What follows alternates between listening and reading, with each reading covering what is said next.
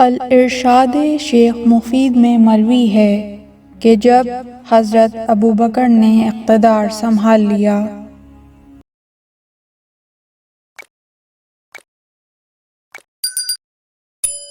تو خالد ابن ولید کو نبی کونین صلی اللہ علیہ وآلہ وسلم کے مقرر کردہ وکلاء سے زکوٰۃ لینے کی خاطر بھیجا۔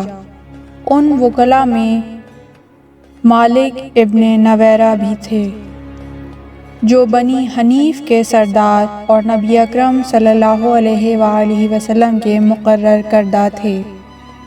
خالد جب ان کے پاس آیا تو مالک نے کہا، حضور صلی اللہ علیہ وآلہ وسلم کے زمانے میں ان کی طرف سے جو بھی زکوٰۃ وصول کرنے آتا تھا، حضور صلی اللہ علیہ وآلہ وسلم کے حکم کے مطابق ہمارے قبیلے کے دولت مندوں سے زکوٰۃ وصول کر کے ہمارے ہی قبیلے کے غرباء میں تقسیم کر دیتا تھا، کیا آپ بھی ایسا کریں گے؟ خالد نے کہا، میں اس قسم کی کسی بات کا پابند نہیں ہوں۔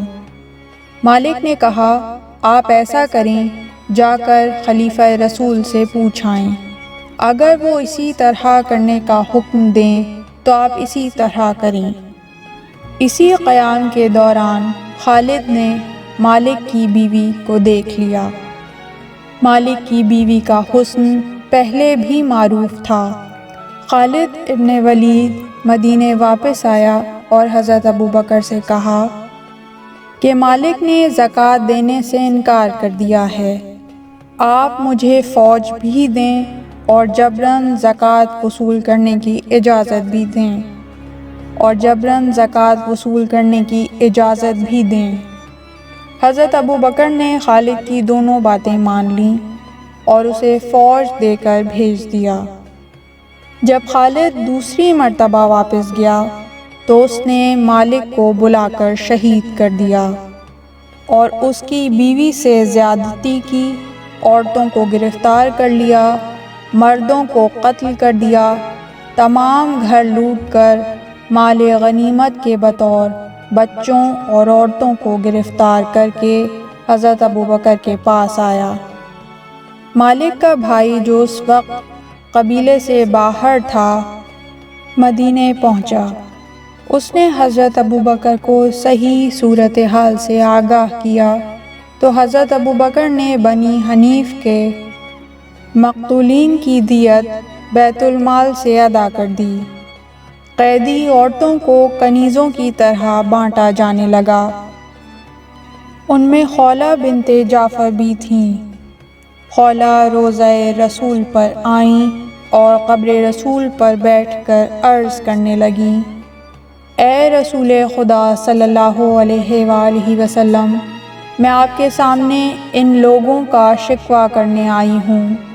ان لوگوں نے ہمیں بلا جرم و تقصیر گرفتار کیا ہے، حالانکہ ہم اللہ کی توحید اور آپ کی رسالت کی گواہی دیتے ہیں۔ پھر ان بی بی نے اہل دربار سے مخاطب ہو کر کہا، جب ہم کلمہ پڑھتے ہیں، مسلمان ہیں، پھر ہمیں کیوں گرفتار کیا گیا ہے؟ حضرت ابوبکر نے کہا، تم لوگ منکر زکوٰۃ ہو۔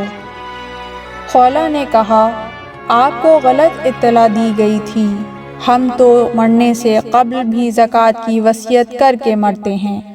اگر بالفرض آپ کی اطلاع درست بھی ہو تو منکر زکوٰۃ مرد تھے یا عورتیں اور بچے؟ ہمارے بچے اور عورتوں کو کس جرم میں گرفتار کیا گیا ہے؟ کسی نے جناب خولہ کی بات کا کوئی جواب نہ دیا اور نہ ہی ان کے پاس کوئی جواب تھا۔ طلحہ اور خالد ابن عنان دونوں کی خواہش تھی کہ خولہ ہمارے حصے میں آئے۔ جناب خولہ نے فرمایا، تم آپس میں بے سود لڑ رہے ہو، میں صرف اسی کے ساتھ جاؤں گی جو مجھے یہ بتا دے گا کہ میں نے اپنی ولادت کے فوراً بعد کیا بات کی تھی اور میری ماں نے کیا کیا تھا۔ یہ سب ایک دوسرے کا منہ تکنے لگے۔ پورے دربار میں خاموشی چھا گئی۔ حضرت ابوبکر نے کہا، بھلا کیا یہ ممکن ہے کہ کوئی بچہ ولادت کے فوراً بعد کوئی بات کرے؟ جناب خولہ نے فرمایا، اگر ممکن نہ ہوتا تو میں کیوں کرتی؟ کچھ اور لوگ بھی بول پڑے، یہ عورت صرف بہانے تراش رہی ہے، ورنہ یہ کیسے ممکن ہے کہ کوئی بچہ ولادت کے فوراً بعد بولنے لگے؟ اتنے میں حضرت علی علیہ السلام تشریف لے آئے اور ان لوگوں سے فرمایا، ذرا حوصلہ کرو۔ سب چپ ہو گئے۔ حضرت علی علیہ السلام نے خلیفہ اول سے فرمایا، تمہیں خولہ کی بات پر اعتبار آئے یا نہ آئے، اس نے بات درست کی ہے۔ اب یہ بتاؤ کہ اس نے جو شرط رکھی ہے تمہیں قبول ہے؟ حضرت ابوبکر نے کہا، قبول ہے۔ حضرت علی علیہ السلام نے خولہ سے فرمایا، تو اپنی شرط پر قائم ہے؟ خولہ نے عرض کیا، میں اپنی شرط پر قائم ہوں۔ حضرت ابوبکر نے کہا، جو بات آپ کریں گے ہمارے پاس اس کا کیا ثبوت ہوگا کہ آپ درست کہہ رہے ہیں؟ حضرت علی علیہ السلام نے فرمایا، اولاً تو خود خولہ میری بات کی تصدیق کرے گی، اور ثانیاً تمہیں ثبوت بھی مل جائے گا۔ پھر آپ خولہ کی طرف متوجہ ہوئے اور فرمایا، میں تمہیں بات سناتا ہوں، اگر درست ہوگی تو تم تصدیق کر دو گی؟ خولہ نے عرض کیا، اگر درست ہوگی تو تصدیق کر دوں گی، اور اگر درست نہ ہوئی تو میرا حق تردید تو مجھے ہوگا یا نہیں؟ حضرت علی علیہ السلام نے فرمایا، بالکل تمہیں حق تردید ہوگا۔ خولہ نے عرض کیا، آپ فرمائیں کیا بات ہوئی تھی؟ حضرت علی علیہ السلام نے فرمایا، جب تمہاری ولادت کا وقت قریب ہوا اور تمہاری ماں درد ذہ میں مبتلا ہوئی تو اس نے دعا مانگی، بار الہا اس تکلیف میں میری مدد فرما۔ تمہاری ماں کی قبولیت دعا تمہاری ولادت کی صورت میں ظاہر ہوئی۔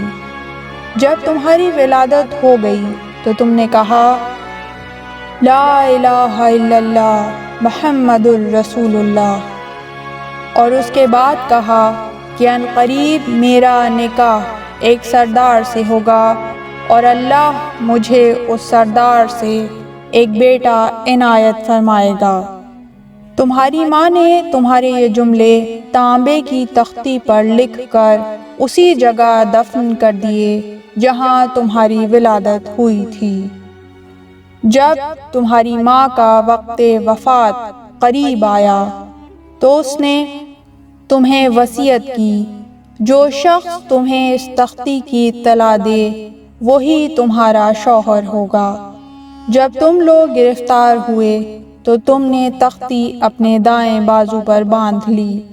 اب وہ تختی مجھے دے دو، میں ہی اس تختی کا مالک ہوں، میں اس بچے کا باپ ہوں اور میں امیر المومنین ہوں۔ تمہارے بچے کا نام محمد ہوگا۔ یہ سن کر جناب خولہ قبلہ رخ ہو گئیں اور بارگاہ خالق میں عرض کیا، اللہ کی حمد ہے، اے اللہ مجھے توفیق عنایت فرما کہ میں تیری اس نعمت کا شکر ادا کروں جو تو نے مجھے عطا کی ہے۔ پھر تختی کھول کر حضرت علی علیہ السلام کی طرف بڑھائی۔ حضرت ابوبکر نے تختی لے کر دیکھی، پھر حضرت عثمان نے پڑھی۔ مسجد میں جتنے پڑھے ہوئے بیٹھے تھے سب نے باری باری اسے پڑھا۔ حضرت ابوبکر نے کہا، اے ابو الحسن آپ اسے لے جا سکتے ہیں۔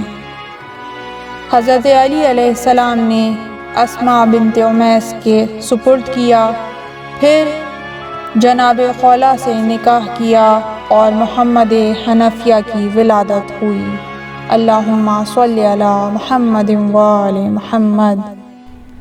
اس طرح کی مزید تحقیقی، علمی اور تاریخی ویڈیوز دیکھنے کے لیے چینل کو سبسکرائب کیجیے اور بیل آئیکن پہ کلک کیجیے۔ ویڈیو کو لائک کریں اور